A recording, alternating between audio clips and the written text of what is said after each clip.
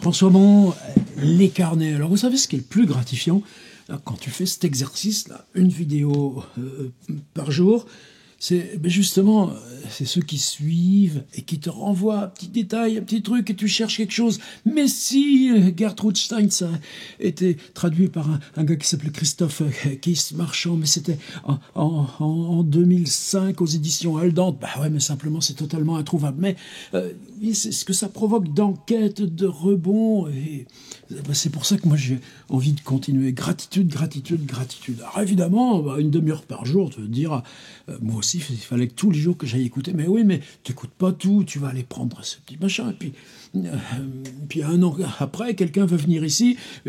Pourquoi il va écouter cette vidéo? Eh bien, parce que je vais parler d'un texte fantôme. Alors, justement, merci, parce que c'est grâce à vous.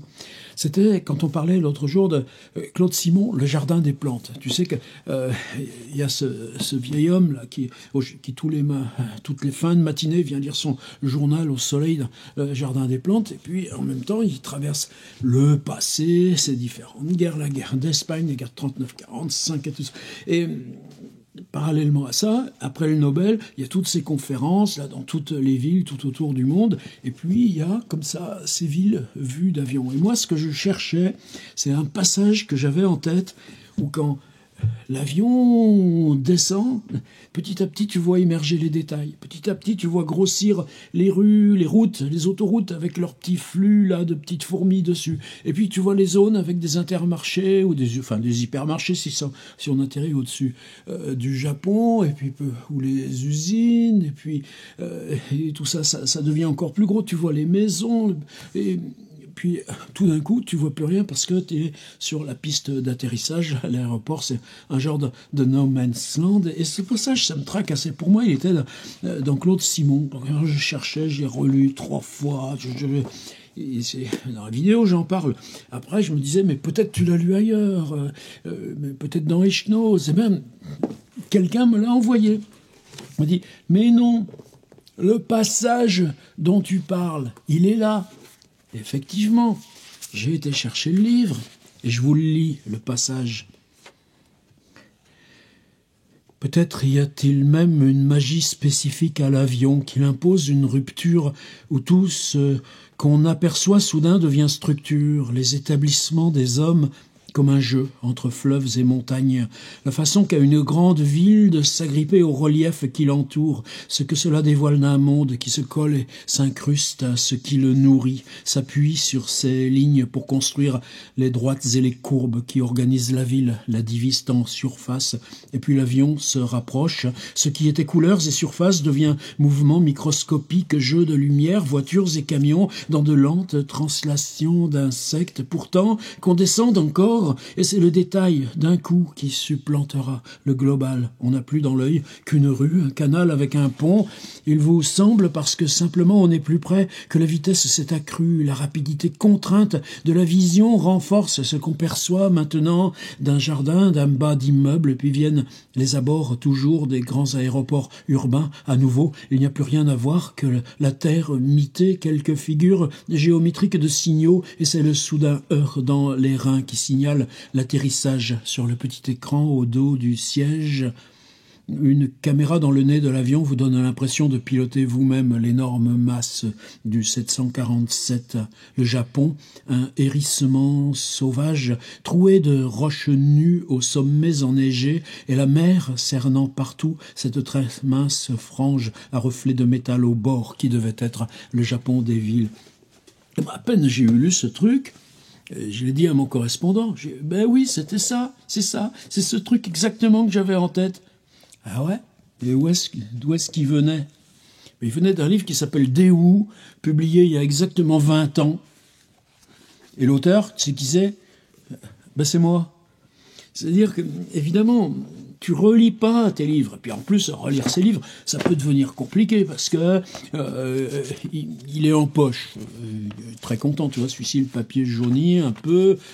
Tous les ans, tu vois, à 40, 50, on t'envoie le relevé, puisque c'était chez Fayard. Et Fayard, ils sont hyper réglo. C'est une des plus belles aventures éditoriales, les 4 ans que ça a duré. Est-ce que c'est le même livre? J'en sais rien, j'ai pas vérifié à l'intérieur. Et puis, je l'ai aussi en espagnol, publié en Argentine. Et puis, je l'ai aussi, là, Yona Kwak, traductrice, publiée chez Dialogos, là, en Nouvelle-Orléans, avec même eu un prix de traduction là, pour les US. Je crois qu'il y a aussi une version coréenne, il y a une version chinoise là, qui arrive là directement en mars prochain. Alors comment tu peux relire tous tes trucs alors que c'est dans des langues que tu comprends pas? Alors pourquoi il y avait ce passage dans Déou? Dans Déou, c'est un livre, il s'agit de produire une pièce de théâtre. Ce qu'on faisait, on travaillait directement avec Charles Torchman, c'était à son initiative. 2 ou 3 fois, on y allait en voiture. Je suis allé aussi en voiture tout seul 2-3 fois. J'ai dormi sur place, et puis tu constates qu'il n'y a rien à voir. Donc pour moi, Déou, c'est le premier livre que j'ai fait en enquête internet, à une époque où finalement tu avais toujours des mots de passe admin 000, donc tu pouvais hacker tout ce que tu voulais. Je me souviens, tu rentrais dans le site du Sénat, tu trouvais les rapports là, faits sur cette vallée de la Fench et les villes dites sensibles comme Famec. Tu rentrais sur les sites des pompiers. J'avais un copain là, à l'Est républicain, l'ami Julien, qui pouvait me passer de la doc, etc. Et puis je travaille aussi beaucoup avec tous ces micro-reportages de FR3, des interviews. Pour moi, c'était une enquête sur la langue. C'est-à-dire, tu lisais dans le journal les interviews de ces ouvrières, et puis il y avait telle réflexion sur ce qui a été très troublant, même ensuite. Bon, moi, j'ai réutilisé quelque chose, une histoire de suicide, mais qui datait pour moi, enfin, tout le livre est parti. Le premier boulot que j'ai eu par intérim quand j'ai lâché mon école d'ingénieur, mais ça remonte, 76, on m'avait balancé à la Thomson, une usine de fabrique de téléviseurs. Et quand je suis rentré, 76 à 2000, toi, presque un quart de siècle plus tard, dans cette usine Déou, là, toutes les chaînes devaient être transportées en Pologne ou en Turquie, et tout d'un coup, c'était une usine aussi de téléviseurs. Donc juste ce truc. Et ce qui était très troublant, c'est que l'histoire fictionnelle de ce suicide, eh bien, il avait réellement eu lieu, et beaucoup de détails convergeaient avec le livre. Ça fait que des trucs se sont continués. Moi, comment je travaillais, je dis non, cette phrase-là, on dirait du Bergogneau. Et tu te disais, et si je prends mon copain Bergou, que je lui mets une petite perruque, d'abord c'est rigolo, puis ça nous ferait bien marrer tous les deux, et puis que je lui dis, Bergou, c'est toi qui racontes cette histoire, et je raconte un bout d'histoire en langue bergounienne, mais c'est sur cette interview précise de cette femme là, qui retrouve du boulot dans un commerce de aller faire du toilettage pour chiens. Et tout le monde me dit, waouh, un livre d'enquête, témoignage. J'en ai mis roman, parce que sinon, où il me le mettait sur les tables de sociologie. Ouais, c'était ça pour moi, Déou. Et puis, qu'est-ce que ça vient faire, là? Un truc d'avion. Il y avait eu ces 2 ans là d'enquête, de rédaction, et au départ pour moi c'était juste donc fabriquer ces scènes de théâtre, et puis il y avait tout mon accompagnement de cahiers, d'ordi déjà, le Mac portable, et pour arriver à refabriquer ces univers classiques comme ça qu'on travaille, dans lesquels il pouvait y avoir cette toute petite scène très concentrée du dialogue de théâtre, et un quatuor à 4 voix féminines. C'est l'intuition que j'avais eue au départ, et que Charles Torchman avait bien voulu accepter. Mais c'est toutes ces notes, à un moment donné, tu te dis, mais c'est le livre, c'est pas la pièce de théâtre, c'est le livre et toute cette enquête là, des fois des listes de chiffres, compte rendu d'articles, description de vidéos, et puis là, quand tu mets 1 heure au parking de Lidl, et puis que tu notes tout ce que tu vois, et c'est ça qui, à un moment donné, j'ai dit à Charles, non, mais tu sais, là, ce manuscrit, pour moi, c'est obligatoire de le publier. Et puis, cette représentation, là, au départ, alors, tu te rends compte, maintenant, hop là, tu passes sur Google Earth, ou tu dis à un copain qui a du drone, tiens, tu peux pas venir avec moi, on va essayer de faire ça. Et à l'époque, la question de l'image, même moi, j'ai un tout petit appareil minuscule, là, qui faisait des photos, là, mais de 180 pixels, dès que tu grossis, tu vois plus rien, mais n'empêche, on était déjà là, dans cette question, tu vois, où le web, l'image sont omniprésents. Et puis, là, on m'avait invité au Japon. Alors, le Japon, c'est parce que 2 ans plus tôt, j'avais fait ma bio sur les Rolling Stones et qu'il y avait une équipe de traducteurs. Tu vois, regarde, c'est le plus gros livre que j'ai publié sous mon nom. C'est sous mon nom? Ouais, probablement. Parce que si tu regardes à l'envers, ça s'ouvre comme ça se lit dans ce sens-là. Et là, quelque part, tu vois, Rolling Stones, une biographie, et ben, quelque part, il y a mon nom dessus, mais je sais pas le reconnaître en caractère japonais. Mais waouh, quel boulot ils ont fait. Ils étaient à 3 ou 4. Et dans ce séjour, janvier 2004, je me souviens que le premier soir, c'était à l'Institut français à Tokyo, une conférence sur la question de l'atelier d'écriture du creative writing. Et puis ensuite, j'avais un stage de 2 matinées avec des traducteurs professionnels. Et ça c'est un souvenir, mais waouh. Puis ensuite, je suis allé aussi en fac, j'ai eu un aller-retour Kyoto. Je me souviens, j'ai vu le Fuji, et c'est très curieux parce que là, avec l'appareil, je sais que puis juste à un moment, là, sur une des photos, tu vois, un aigle qui passait devant le mont Fuji. Et puis donc, aussi une journée de travail là, avec l'équipe de traducteurs, tas de questions, passionnant. Simplement, et merveilleux, quoi. C'était donc en janvier 2004. Moi, le passeport, il était marqué jusqu'en novembre. C'est-à-dire toute l'année 2003, on disait, bon, ben, si tu veux, est-ce qu'en janvier, alors est-ce que telle date, etc. Alors moi, je voyais, bon, janvier, mais le passeport, il va jusqu'à novembre. Ouais, ben ça y est, le jour est venu, je m'embarque, TGV. Puis au moment de Roissy, tu sais, comme tu fais toujours, là, le train commence à ralentir après Marne-la-Vallée. Et tu regardes, j'ouvre le passeport, périmé en novembre 2023. Eh ouais, on est périmé en novembre 2003 et on était en janvier 2004. Alors évidemment, je me suis présenté quand même. Bah non, mon gars, ton passeport, il est périmé de 2 mois. Tu peux partir, mais tu rentreras pas. Bon, et ça a été un sacré coup. Oh là là. Alors c'était le matin. Et heureusement, qu'est-ce que j'ai fait? 2-3 coups de fil. Et heureusement, l'invitation, c'était par l'Institut français. Je suis revenu à Tours. J'étais à 14h30, là, à la mairie de mon bled.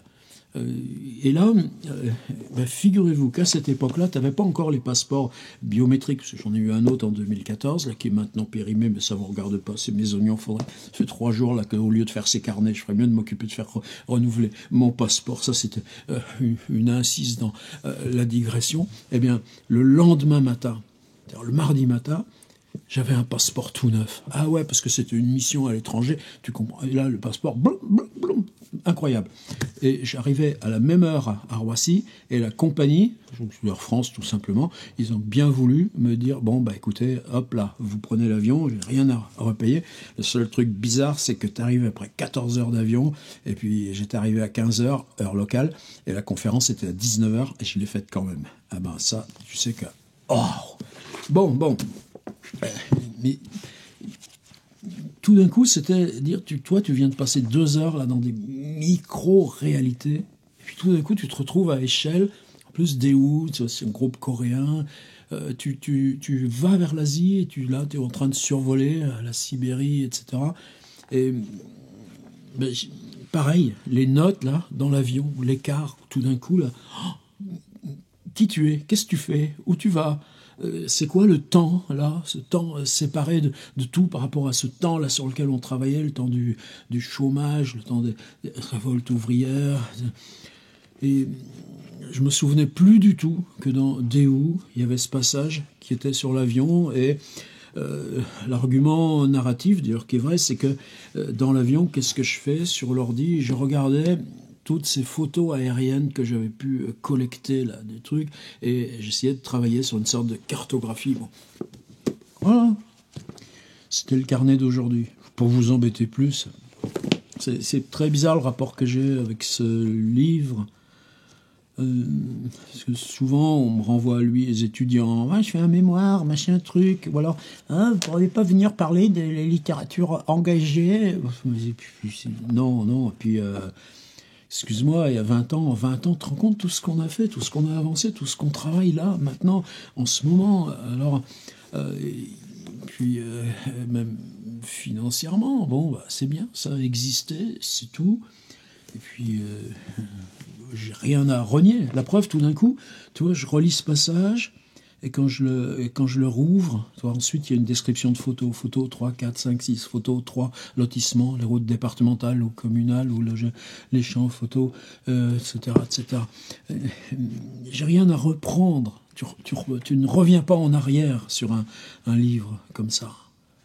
Je me souviens aussi, on a beaucoup discuté avec la traductrice italienne, puis la maison d'édition où j'étais prévu finalement à envoyer balader le projet. Donc je sais aussi qu'il y a une traduction italienne, fantôme. Tu vois, c'est ces jeux-là de livres fantômes, ou même comment ton passé peut arriver à te suivre. Et ben juste là, ce passage, tu vois, de descente d'avion, qui pour moi était lié donc au Jardin des plantes de Claude Simon. Quand j'avais fait cette vidéo, là, il y a quelques jours, ce carnet sur le Jardin des plantes, j'avais reparlé d'espèces d'espace, et de Pérec dans l'avion, continuant son livre Lieu, là, et ses descriptions mentales à distance. Je me dis, peut-être ce passage, c'est dans les Chenozes. Puis là, juste après, 2 heures après la vidéo, truc. Mais ce dont tu parles, ce texte fantôme, ce serait pas là, ce texte à la fin de Dehou, et tu te rends compte, ce lecteur qui se souvenait de ça. Alors, évidemment, moi je l'ai en numérique, et je l'ai mis d'ailleurs les abonnés tiers livres, vous l'avez, le livre.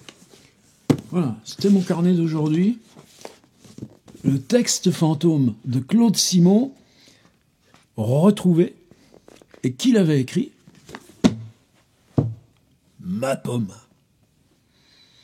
Retour à Dehou. Ciao, à demain.